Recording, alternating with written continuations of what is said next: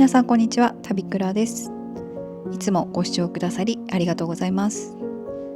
今日は久しぶりにこちらのアトリエのルームツアーをやっていきたいと思います。実は先日ウェス・アンダーソンの映画風にコーディネートしてみたらっていう企画を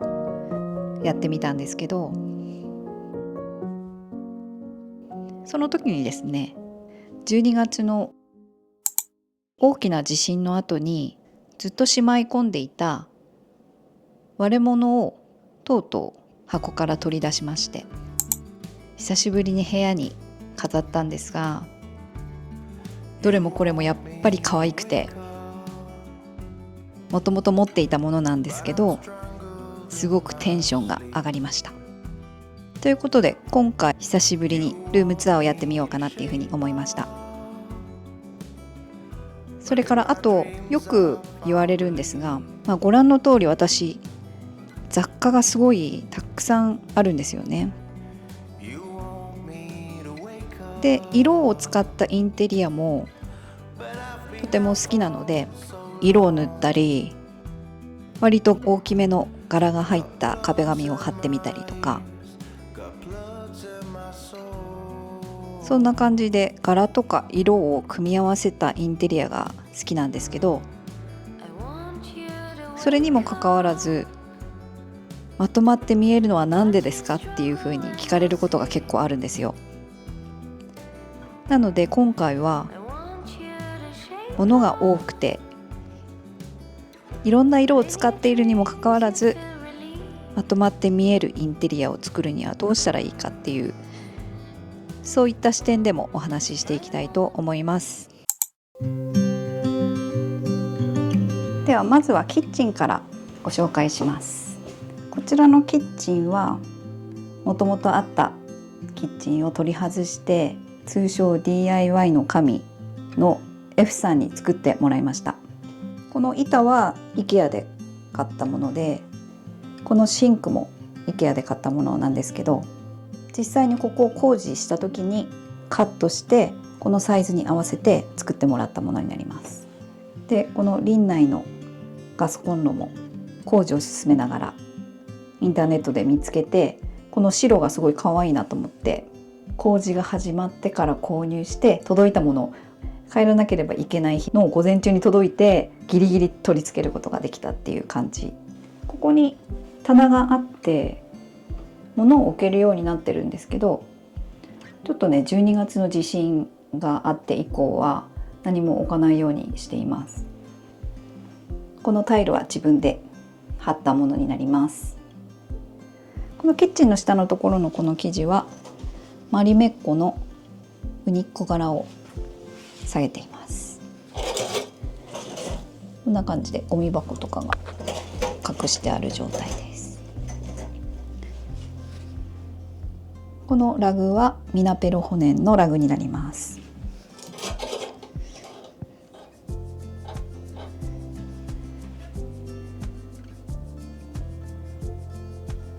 ここは茶色と青と黒を使ったコーディネートになっています。そしてこのタイルは近所の雑貨屋さんで購入したものなんですけど、スペインのタイルだったかな。スペインですね。こういうものを置いて物を乗せたりとかすると、ここもトレイを使ってるんですけど、割とまとまった印象を作れるっていうふうに思ってます。あとこれは花瓶なんですが、ツール立てとして使っています。この壁の漆喰は自分で塗りました。結構いい雰囲気になってんじゃないかなと思います。そしてこれは100均セリアで買ったものになります。ちょっと木に変えるだけですごい可愛くなりますよね。そしてこれは無印のスチール棚になるんですが、ここにバルミューダのオーブンとレコルテの、結構これは型が古いんですけど、電気ポット、そしてツインバードのオーブン、すごいシンプルなと、ここにフライパンとか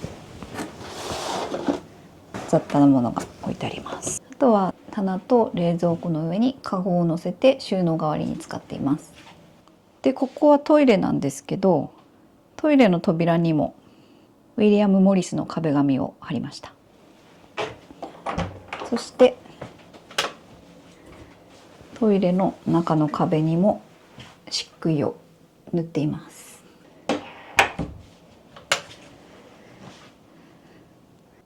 そしてこの床のフロアシートも自分で貼りました。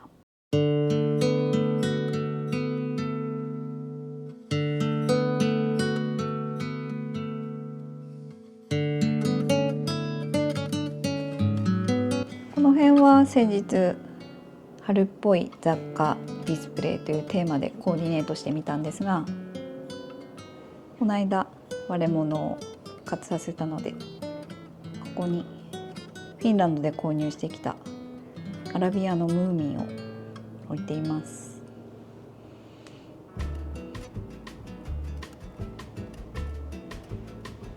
またスーパーで買ってきたお花です。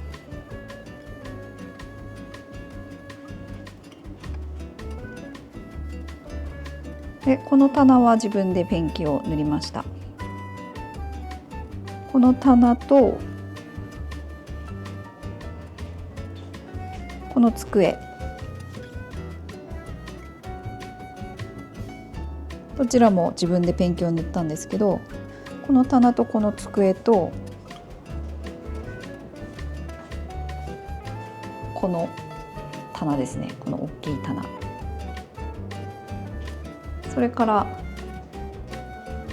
靴箱代わりに使っているこのちっちゃい棚、この4つは古家具古道具宗介という神奈川県にあるお店で購入しました。これに関しては青森に引っ越してきてからオンラインで買ったものになります。現物を見ないで買ったんですけど、すごい可愛くて気に入っています。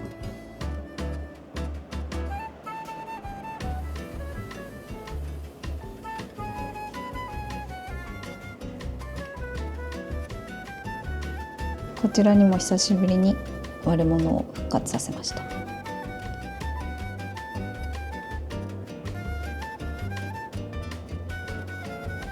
この鏡は実家にあったものをもらってきました。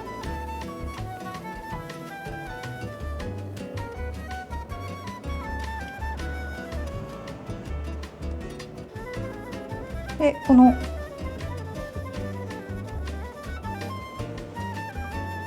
スタンドミラーはモヘイムという日本のブランドのものになります。あとこれね、ここ壁紙の色を自分でペンキを塗ったんですけど、これ分かりますかね、ここ前回の地震でひびが入ってて大きく、でここにこれつけてたんですよ。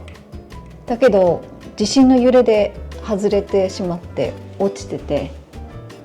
このペンキを塗るのをサボった部分があらわになっているっていう状態で、ここをペンキ塗ろうと思いながらそのままになってますが、近々塗りたいと思います。これは豊臣のストーブ、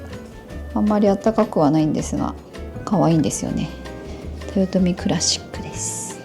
まだストーブつけてますからね、あそこにありますけど、石油ファンヒーターはすごいあったかいです。でこれが前回コーディネートしたところなんですけど、壁は結構ねいい感じになったと思うんですけど、でここのテーブルの上がちょっとね祭壇チックになって、左右対称を意識してディスプレイしたら祭壇みたいになっちゃって、物を減らして、まあちょっとやっぱ足してダメなら引いてみろっていう感じで、引いたらまあちょっと祭壇チックさは緩和されたかなって思っていて、とりあえずこれでいこうと思っています。でもともと前から見てくださってる方は知ってると思うんですけど、ここにガラスの扉が入ってたんですよ。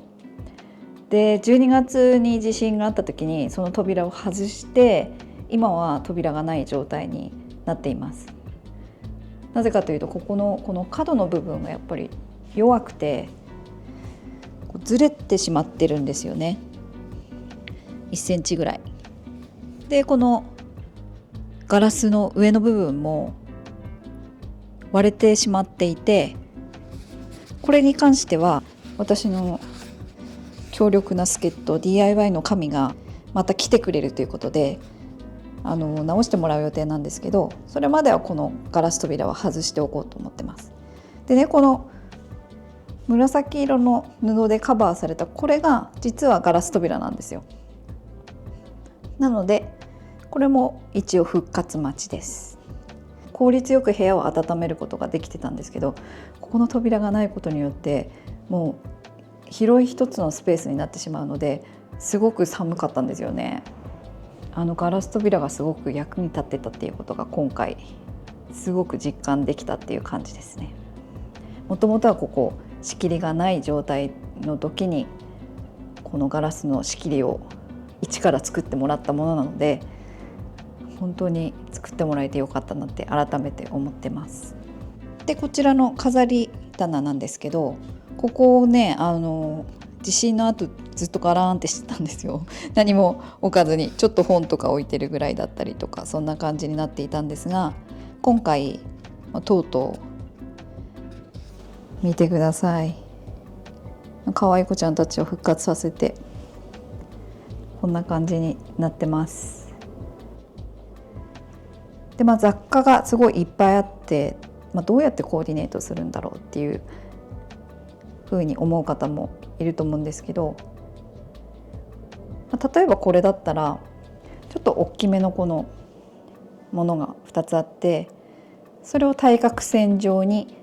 置いてバランスを取るっていう感じだったり、あとは色味もですね、ここにグリーンが入ってて、こっちにグリーンが入ってて、これも対角線上に置くみたいな感じで、そういうバランスの取り方をしています。あとはここにラリーキルト、この間祭壇のところに使ってたんですけど、このラリーキルトをカゴのカバーとしてかけることによって、ここでも実は色をリンクさせてるんですね。このグリーンとここのグリーンとここのグリーンっていう感じで。でこうやって色をリンクさせていくことによって全体的にまとまった印象を出すことができるっていう感じです。なので色とか柄とかどうやったらまとまって見えるんだろうっていうふうに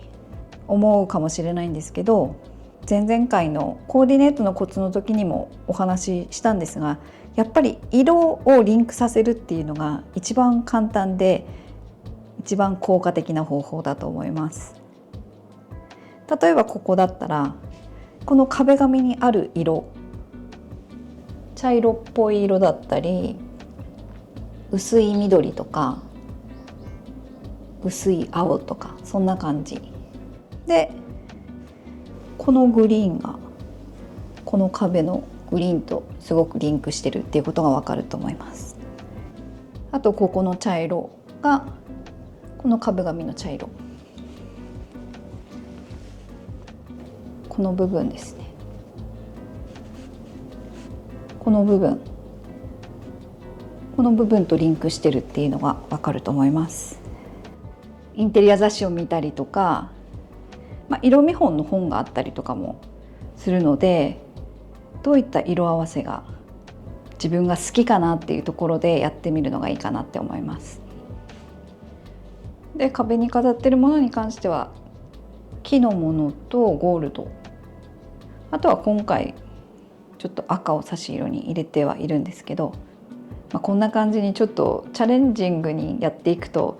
自分の好きな組み合わせが分かってくるかなっていうふうに思います。でここの壁紙も壁紙の上からペンキを塗ったんですけど、このペンキを選ぶ時も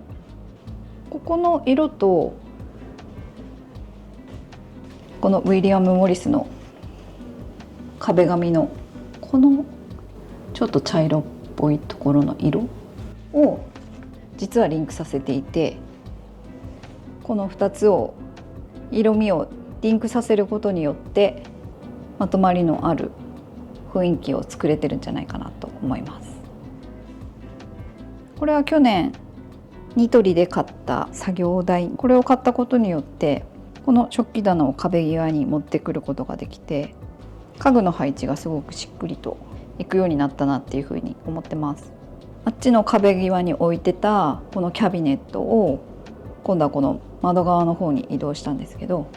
このキャビネットとハンス・ジェイ・ウェグナーのデイベッドですね。でこれも北欧のキャビネット、こちらにあるのも北欧のキャビネット、そしてアルテックの B ハイブ、今ご紹介したものに関しては北欧家具タロっていう神奈川にある北欧家具専門店で購入しました。私長いこと一生ものの家具っていうものを買ったことがなかったんですね。前の仕事柄引っ越しとか転勤が多くって、なのでなんとなく一生ものの家具を買ってはいけないっていうふうに思い込んでいて、だけどじゃあいつになったら買うんだっていうふうに思って、で買い揃えたのがだいたい5年前ぐらいですかね。でその時に購入したものを今も使っているっていう感じです。あとよく聞かれるのがこの壁に貼った木製の世界地図なんですけど、これはウクライナのエンジョイ・ザ・ウッドっていうところのものになります。パズルみたいになってて自分で両面テープとかで貼っていくものなんですが、もっと大きくて色も3種類ぐらい使われたなんか 3D みたいのもあるんですが、私のは単色の木製世界地図になります。でここにもちょっとガラスのものを復活させたんですが、これはオーストラリアのメルボルンで購入してきた花瓶、これはモロッコに行った時に買ったんですけど15年前ぐらいかもしれないです。この辺はリサ・ラーソンですが日本で買ったものですね。これは初めてフィンランドに行った時に買ったもの。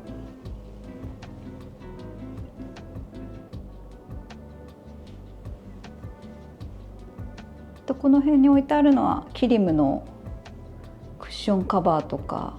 ラグになるんですけど、これはモロッコに行った時に買った小さめのラグですね。種類がいっぱいあってもう選ぶのにすごく時間かかってしまったんですけど、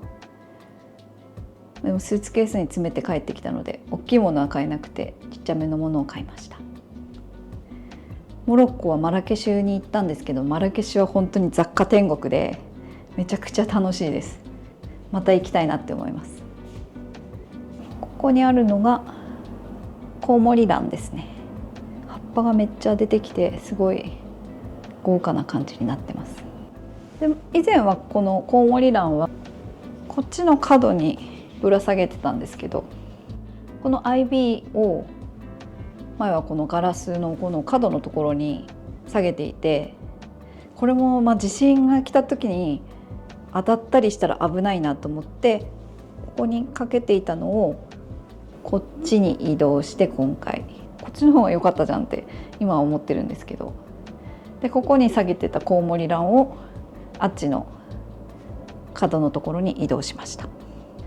これは一昨年フィンランドに行った時に買ってきたアールトのキャンドルホルダーですね。これはこのアトリエに引っ越した時にいただいたものです。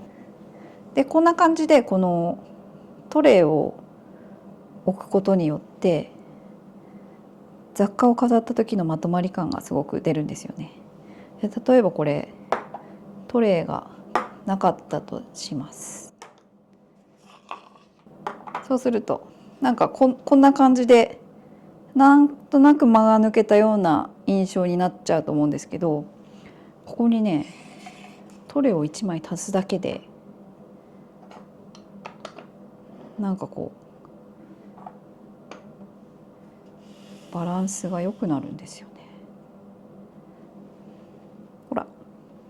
結構違うでしょ。例えばさっきのスペインのタイルを置いてみましょう。ほら、なんかちょっとこういうタイルとか、これね600円とかそのくらいだけど、こういう一見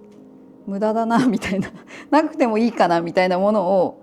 ちょっとこういう風に下に挟むことで、なんかお店のディスプレイみたいな感じになるんですよ。なのでこうこまごました雑貨をディスプレイする時も、こういうものを1枚挟むだけで、なんかこうまとまりのあるディスプレイになるんですよね。これかわいいですね。このままでいこうかな。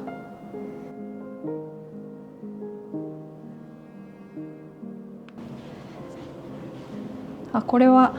ハワイ島のスリフトショップ、リサイクルショップみたいなところで買った陶器の置物なんですけど、これもね今回復活させたのでここに置いてて、一応滑り止めのシートの上に置いてます。で、さりげなくムーミンのご先祖様がぴったりはまったので、ここにいていただいております。ここはね、白い陶器のものと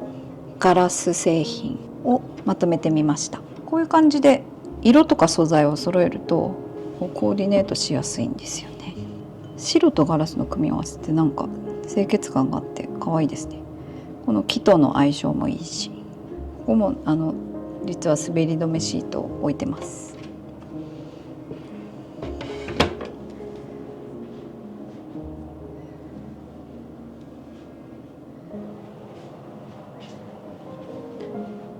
だいたいこんな感じでしょうか。私のアトリエルームツアー、もし何か質問とかがあればお気軽にコメント欄で教えてください。それではまた次回の動画でお会いしましょう。旅倉でした。